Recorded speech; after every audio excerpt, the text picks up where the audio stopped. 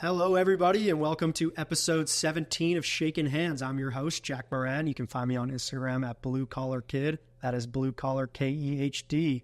Today on the podcast, we have Hamilton Horne, the founder of King Tide Farm. What's going on, man? All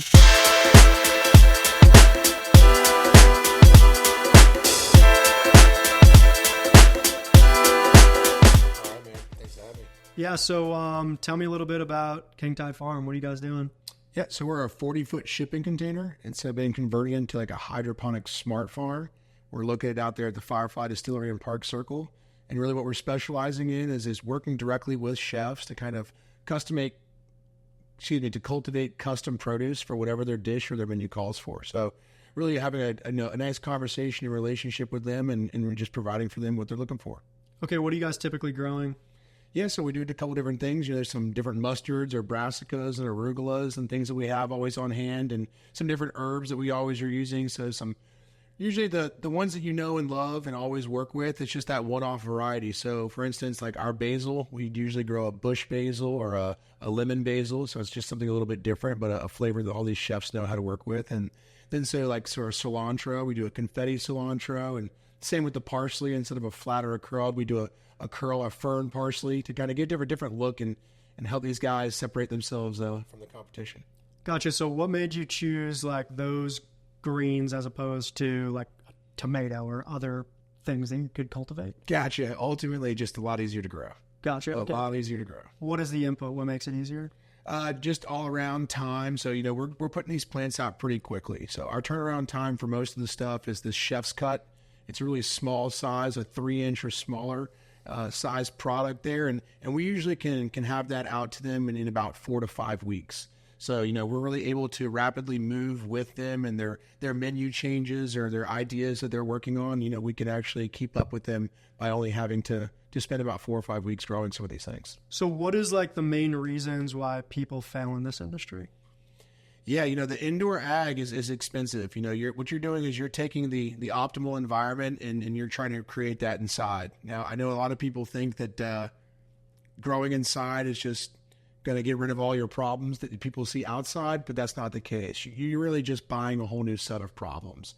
And so there is a lot of overhead with this. These systems aren't cheap either. They do come at a pretty good price tag. And then ultimately, again, like we're talking, is the overhead. So you might be saving on water, as we only use 5 gallons of water to grow about 18,000 plants at one time.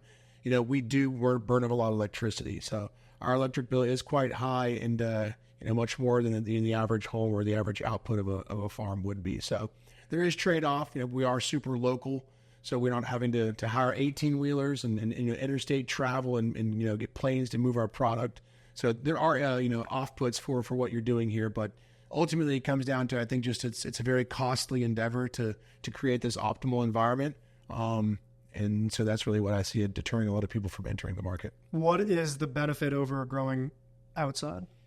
Yeah, as I was stating there, though, you're really just taking on a whole different set of problems. But what you're ultimately able to provide for these guys by controlled environment ag or CEA is you don't have seasons. And I can actually have predictability and can guarantee product. You've seen the temperatures, how they can go up and down here. Sometimes we get that late frost, and that really hurts a lot of our guys and a lot of our traditional farmers, and then sets them back sometimes a couple months, weeks, and some people can't recover from that. So, ultimately being able to provide consistently, even if it is keeping up with the seasons and changing the products you're offering, I can offer a lot higher chance of having a greater yield than some of these traditional farmers are. We'll never take place of traditional farmers for some of the reasons we kind of touched on with that last question. But we can complement the farmer and complement the traditional farmer, and that's really where I think that this indoor ag and controlled environment ag plays its role as we're moving forward in our food chain. Where does like kind of the limitation hit? Does it get difficult at scale or? Yeah, for sure. So, anything you can do, small, right? And so when you start getting big, things get a little more complicated. I think one big problem here is it's land, right? So, we're talking about keeping things local. So how far do you get away before it's not local anymore, right? And so to get really a good amount of land, that's the amount of land you need sometimes to provide the space to put for the output you're looking for, you are having to go quite far away. And so, I think there is, again, application for these kind of little container farms, and you can offer, urban kind of solutions and quick solutions and tight places, especially here with, we know how much, real estate costs. So right. Going up sometimes is easier. So I think that's really your big limitation is space. And, one thing that we need to consider more is we have excellent sunlight here. So maybe we might not be able to offload 100% of, what we're getting from somewhere else, but we can do it 8 months out of the year because we have great sunlight around here. So if we had just greenhouses, and capturing that sunlight, I think you could actually, really take advantage of the seasons around here and lower that cost by not having to do it completely inside. So how did you get into this business in the first place? Yeah. So funny enough, I just trying to find different things for myself. I always wanted to do something for myself. I've been a salesman my whole life, and, putting in those extra hours is pretty rewarding when you're commission based and things like that. But, you're always doing something for somebody else. And so I really wanted to do something for myself. And in so I tried to start an oyster farm, tried to start a mushroom farm, a couple of different ideas and endeavors that came out. And ultimately I was down in the Bahamas helping out after Hurricane Dorian, and was really helping put that island back together and helping the people and saw how food was being treated and transported. And they import 99% of all of their produce, really 99% of everything. So just seeing these containers move, and I had seen the container idea before. And really when I came back from that is kind of when I hit the ground running and really trying to find a solution like this for Charleston. I've worked in the kitchens here before and the restaurants, and I love going out to eat as well. It's a large part of our culture in the South, and Charleston's basically the food capital of the Southeast right now. So just really wanted to provide a solution. I saw a problem, and that was really kind of like something I love to do, and kind of married a business and a passion together there. Gotcha. So you said you had a couple other ventures before this, and you didn't go through with them. How did you deal with how did you have the confidence to go into a third venture after not having success with the first two? Yeah, luckily the first couple ones that I had, there wasn't a lot of financial commitment in that, and then when this one came along, you kind of just, you have to have a little bit of faith. I think that's a big part of entrepreneurship is really just believing in yourself. Yeah, dude, take a leap of faith. It's going to happen. It's either, one way or not. Make a calculated decision. Don't bet the whole house on it if you don't have anything, left. But I think if you can take a calculated decision and a little bit of faith is what's going to have to happen for you to be successful. How long have you been in business for now? A little over 2 years now. So basically June was our 2-year mark. So kind of a little bit more. What's the biggest struggle that you've encountered thus far? A lot of people talk about finding help. That was a little bit for a while. As you grow, you need to, obviously do more tasks and more things and be in more places at once. So finding good help was something that was difficult there for a while. But ultimately just navigating the kitchens and the seasons and stuff like that. We talked about seasonality and things, and we're seeing different seasons now here in Charleston with the different people that are coming here. We're kind of seeing, after July 4th, a lot of the crowd dips out of here. And so we're not seeing the restaurants really putting out as much and buying as much product in those months. And then we've also, got kind of the January, February, March lull as well. So it's interesting to kind of navigate the different just scenarios and different seasons that we are seeing within everything, and just being able to ultimately adapt. What is your ideal client profile? Who are you trying to go after, and who is your customer base? Yeah, definitely want someone who's very passionate about what they do. We're very proud and passionate about what we're doing and what we're growing and how we're taking care of it from seeding to eating. We're handling the whole part of it, and it's really just neat to kind of work with a chef who has an idea of what they're looking for, but necessarily can't find it. And a lot of times these guys don't need a lot of a product. They just need a little bit of it. 1 or 2 leaves go a long way.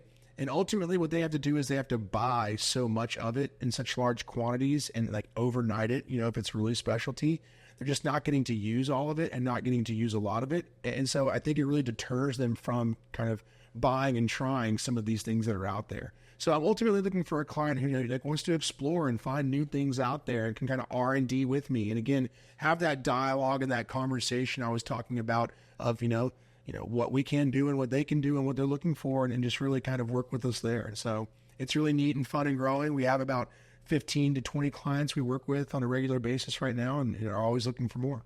How do you guys how do you differentiate yourself from like the competition, like with these clientele?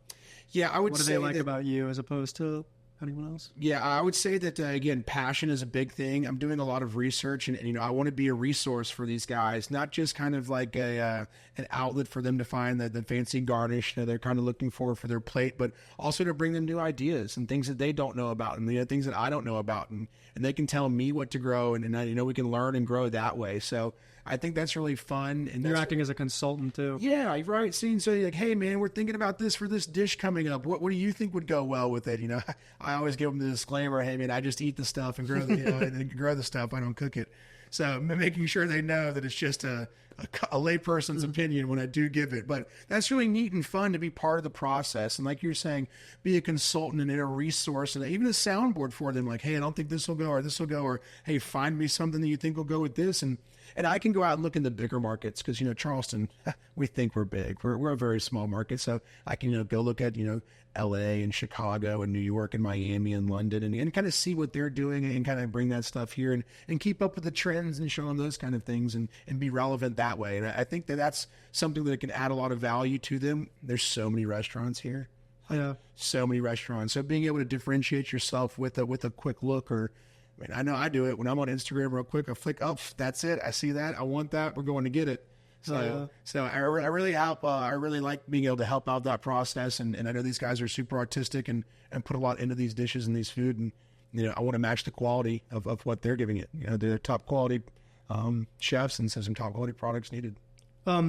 So are you looking to grow the company, or you get comfortable where you are right now? Yeah, so we actually are doing a couple of things. We're adding a couple more lines and products, and then we're currently building a greenhouse out at my little compound there at Firefly right now, and so we can be able to offer some stuff in more quantities and some different things like we're talking about, like just being able to offer stuff 8 months out of the year, and maybe you're down for 4, but being able to offer that and to do those things that people are asking us for, we're going to take a stab at it.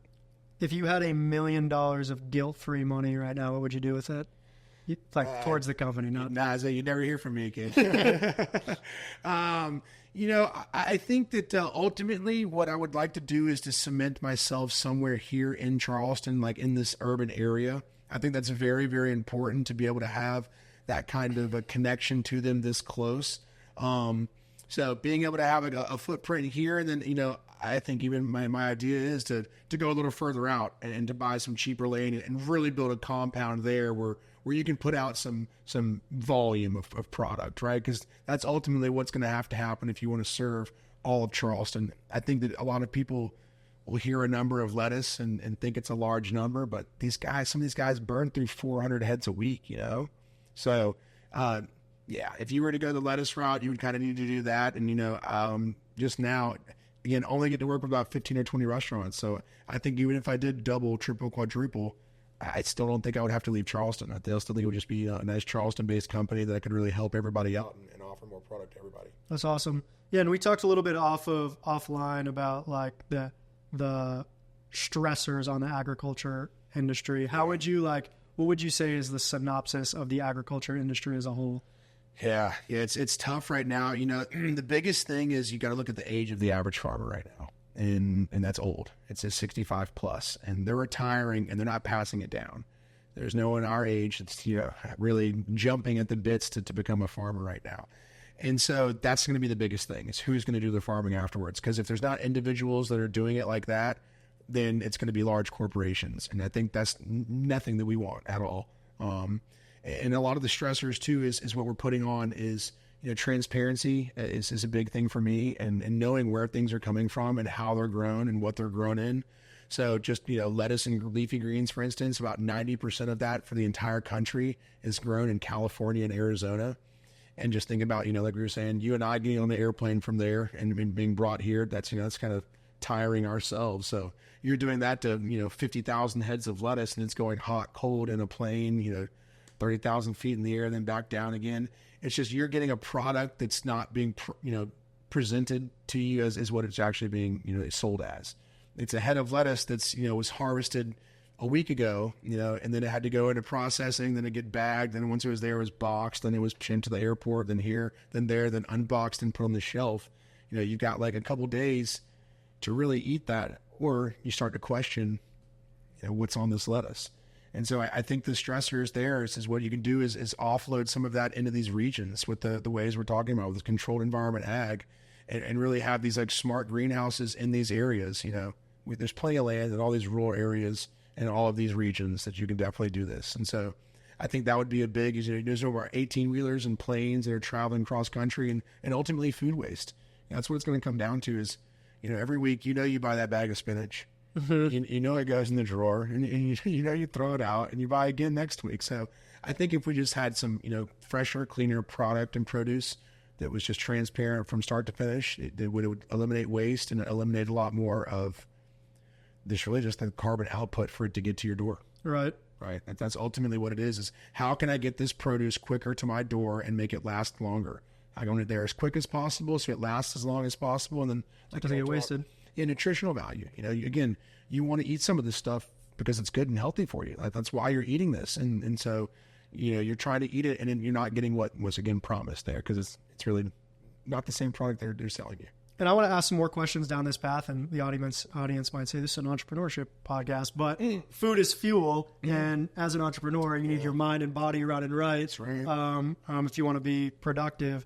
So I think it's super important. But how would you say is the best way to like source healthy food? Is it like going to your grocery stores, or like how can you replace your entire diet, or is it maybe not your entire diet, but at least like a majority of your diet by local foods or farmers? Is that even a possibility? Yeah, I think the biggest thing is eat with the seasons. People always want to say, how do I do that? That's how you know what's being grown in season, right? So just eat with the seasons and what's seasonal and what's local. You do find that these guys are advertising local, and it's up to 400 miles away. Again, we're still talking about that. I think that's okay. Let's just advertise that as maybe a little bit different word than local, right? Regional. Or something like that just lets us a little bit more know where it's actually coming from. But if you go in the grocery stores, it usually tells you where stuff's from. I'm sure people have heard it now, stick to the outside. That's definitely a big thing. I try and support local any way I can. Some of those guys tend to all grow like root vegetables and all like the same thing. So, it's kind of hard to get diversity of product. So it's hard to cook some of those things. If you're not a cook, it's kind of, daunting for you to like go and look at this stuff at a farmer's market. Like, what the hell am I going to do with that? So, that's what I try to do. I try to eat with the seasons. And if you can do that and kind of, have your staples there and see where it's coming from regionally, that's probably the best way. And then, for your meats and stuff like that, there's definitely somebody around you that's got eggs, milk, and meat. There's 100%. Just kind of find someone that's cool that you like. And there's usually a bunch of vendors there as well around town. Like, a meat market or a sandwich shop or something like that sells it, even, fish markets and stuff like that. You'll see them selling local eggs and whatnot. So is there any good resources that you use for like information on this kind of stuff? Obviously we know we can't trust the FDA. Yeah, right. Definitely don't trust those guys. I think to get out there talking, definitely just go to your farmer's market. That's going to be first and foremost. You really just go out there, look at a farmer's market, see who's out there. Instagram is really a great tool to find out who's doing what and what they're about. So definitely do some research on who they are, and if that's important to you, what they're about, and make sure it's aligning with what you're looking for. And again, transparency is the biggest thing for me. So just like call it what it is. If this has this in it, just like let me know so I know if I want that or not. How much of your like diet can you replace on your own, like as like an individual? How much could I grow in my house? And like, yeah, I just actually was talking with the library in North Charleston and doing something with that. I think we just got so far away that thinking we need all of this room to grow these things. I mean, you can get a couple pots in your yard and really just grow some really neat stuff. I don't think it's going to like offset, the nutrients and the supplement you need, but for sure it's ways that you can get back in touch with food and, and really understand what it takes to grow it. And then when like you start asking questions, you're like, all right, I grew this in a pot in my backyard. Why are y'all using all this other stuff? And so I think it can just lead you down a path of finding out what's important to you. And yes, dude, you can grow a windowsill, you can grow microgreens that are, 4 to 5 times more nutrient dense than the actual plant itself, like with broccoli. That was a great one. So I think that people do get misconstrued to think they need all of this room to grow stuff. And you really don't, man. Small patch in your yard, make sure there's some good sunlight. Again, grow with the seasons. Make sure you're planting the right stuff and you're in the right zone. It's really easy and fun. This might be outside of your wheelhouse, and if it is, it's okay. But what would be some like good intro level plants to start with? Oh, yeah. No, I won't even speak. I'll have hydroponics inside. Talk to the guy at the nursery. Talk to someone there. Again, whatever's in season, right? I would not even I would not even know where to go growing outside. So I have a couple more personal questions. How do you define success? Like when you look around and say like I see this, like how will you know you're successful? That's a great question. I learned from somebody early on that, if you put a number evaluation on what you want, like success, then you'll chase that number. And when you get there, then you'll see that there's another number after it. And there's another number after it. And that's not success to me, is continually like going after it and never being satisfied. That doesn't sound like success. So I really was looking at it when I was trying to start this company and something for myself. And I have been in sales and kind of working for myself for a while before, but it was time, right? And it was, could I make my own schedule? And especially after I've had kids recently, that was probably and still is the most important thing to me is, obviously, can I make the money I need to sustain life and to support my family? But it's also, do I have the time to be with my family?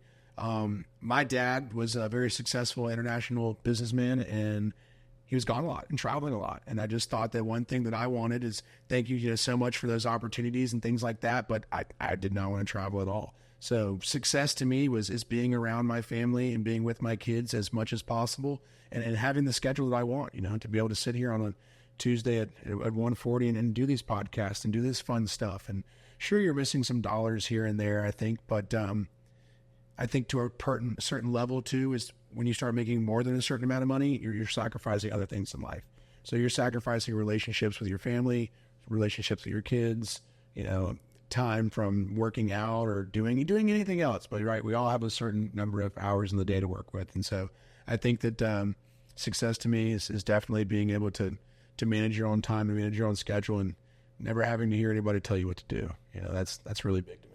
And I think there's a lot of people who think that like it's impossible to support yourself while still doing what you're passionate about and still having time for like for your free time and the things that you find are fun outside of work. Have you found that it is possible like to support all those and check all those boxes and have those non-negotiables and still, make a living? Yeah, you kind of said it right there is what I was thinking. The non-negotiables, you've got to, hey, I can have this and I can't have this. I have to have that. And so you have to look at what you can live with too. And I would definitely say for most people, you got to live with a little less. So you might not be able to go out and do everything you want, but yeah, you can still do the things you want. And, again, freedom was a big thing that I wanted. So that's where I would, put a lot of evaluation on that thing or those things. And so I think that you need to have a conversation again with yourself and look really what it is that you want. If you want a lot of money, sometimes the 9 to 5, the climbing the corporate ladder is the best way to do that, And I will say for a lot of entrepreneurs too, is you don't do it all in one foul swoop. We were talking about how, we're not looking to make controlled environment ag 100% dependent upon this and get rid of all the traditional farmers. Like, no, you integrate it in and you help offload some of that stress for that region. And I think that's what you do as an entrepreneur. You try and find a passion and that you love and you can deal with, right? And you grow that and wait until it can outweigh your main gig is when you start being like, all right, I can do this full time, right? If you can see that clear path and then make a calculated decision, while still being able to sustain life. And you might be sacrificing some weekends and some late nights and shit, but it's like, what are you really working for? And so again, it's really important, I think, to really look at what you want in life and to see if that's, you can build the life you're looking for off of that entrepreneurship or that business. Some great advice. Yeah. What is your biggest business ick or something that grinds your gears? I just don't understand why you can't pick up the phone. Hell yeah, brother. Holy shit. Hell yeah. Dealing with some of these young chefs, they want to DM you, they want to email you, and like, you know, and I see they don't want to email you, like text you and this, that, and the other. Like, dude, just call me real quick. Like, geez, call me. I know where you are. I know what you're doing. Like, just call me real quick. Yeah. Or, you know, either text back. So like, it's any form of communication, really, but I am still a caller. I do enjoy calling people. Likewise. I think it's just an easier form of communication. I like to have that relationship. But anyway, that's what I'm looking for. Text message, like, you know, just text me an order if you need that or something. But why do you think people are so reluctant at, like, people have this call reluctance? We created it, right? You know, well, not we, but all these people that created this technology, all these easy ways. Like, I mean, I remember when I was applying for a job, my dad was like, just go in there and drop your resume by. I'm like, dude, it's not like that anymore. Like, you have to email this stuff in, you have to wait around, there's no contact. And, you know, we created this way, like, go online and do it. Like, even I tried to go to the doctor today, I call the doctor's office, like, hey, I'd like to come in. They're like, okay, go online and make an appointment. But I got you on the phone right here. Like, what is this? So I think there's a slow way it's coming back, and I think there will be people that always want that human touch. But yeah, that's a big one for me. I can't really stand that. So much more can be accomplished in a phone call than a text. There's no tone. There's just everything can be misunderstood and misconstrued. Where a 3-minute phone call, not even 2 minutes, man, just pick up. Well, people have like a really hard time with sales, and I think it's a big barrier for people entering into entrepreneurship. What do you think is the like key to sales success? You just said that, being able to pick up the phone. That's where our, you know, kick in the door. If it's business to business, I've been in sales my whole life. And I can tell you right now, I've called through the Charleston white pages 5 times over. You just got to be able to pick up the phone. Someone's going to tell you to have a bad day and they don't like you. And you got to realize, like, they're not mad at you. They're mad at themselves or something else that's going on, and hang that phone up and call the next person, or, you know, go on to that next one. It's that reluctancy to call. You've got to, you know, I read something recently where people get these big tasks, and I got these big tasks, these small tasks, and they compile them up. So say you've got like 12 tasks and they all get compiled on them. Like, I got so much to do. When in reality, it's like 5 minutes a task. Right. We're talking an hour of work. Right. You've got 8 hours a day. You're sitting in your boxers on the couch. Most people work from home. Like, it's not that hard. Just knock this stuff out. And so I was always want to get my work done quick and do things like that, which I think has helped me in sales. Is I'll call you real quick. I'll knock out that email real quick. You know, if someone says they're going to do something, do it. I think it's real easy to distinguish yourself apart in sales right now by just doing what you said you were going to do. If you said you were going to send the email, send the email. If you said you were going to call this person, you're going to call them back at that time, dude, call them back at that time. Right. Like, there's so much time you have to do all of this in so many ways that we can, you know, have contacts with our leads. You know, you can email, there's automated stuff. Like, it is so easy to reach out to people these days. So yeah, that's all sales is making contact and follow up. And I kept talking about it earlier, is that conversation, that dialogue.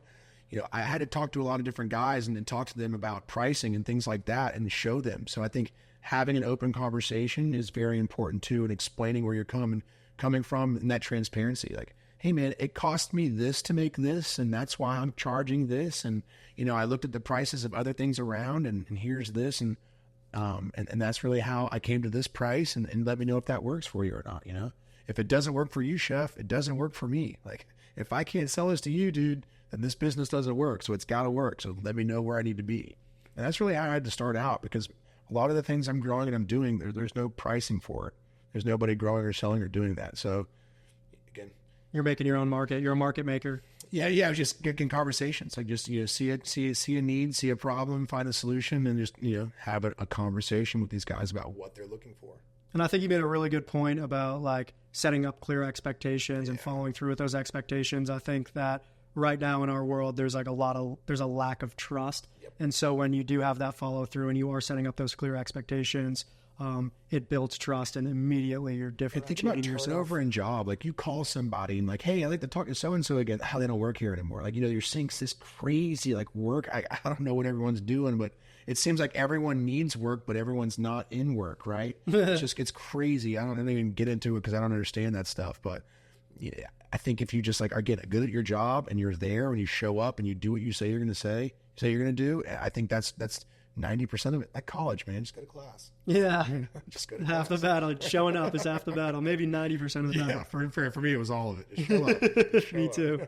So I'll just kind of end off by asking, like, what would be your advice to someone that is maybe looking to make the leap into entrepreneurship but is not, quite ready and is kind of on the fence? I can do it. That's the only way you're ever going to find it out. I mean, you're going to live with regret your whole life. If not, again, don't bet the house on it and make a calculated decision. But I mean, do it on a small scale too. Everyone thinks like, you don't have to do it 100%. Right. Something else I read recently too is when something's about 75% done, push forward. Right. If you're waiting for something to always be perfect or always be 100% done, it'll never happen. Because things are always moving. And Always. Everything's always changing. Like, just take that leap of faith, be 75% sure about it, jump. Hell yeah, that's awesome advice. Where can people find you if they want to, purchase your product, inquire about your product, or just reach out to you with some questions? Yeah, unfortunately, we are just selling to restaurants and chefs. So if any restaurants or chefs catch this one, or some people with like private chefs and things like that, we work with that and caterers as well. So King Tide Farms on Instagram, or you can look at kingtidefarmchs.com. Hamilton Horne, and my phone number's on there. Okay, fantastic. Well, I appreciate you coming on. Thanks, bud. Thanks for having me. Well, that concludes this episode of Shakin' Hands. I'm your host, Jack Moran. You can find me on Instagram at Blue Collar Kid. That is Blue Collar KEHD. If you like what you saw today or have any questions, recommendations for guests, please don't hesitate to reach out. But other than that, tune in next time for some more interesting guests and conversations. Thanks, guys.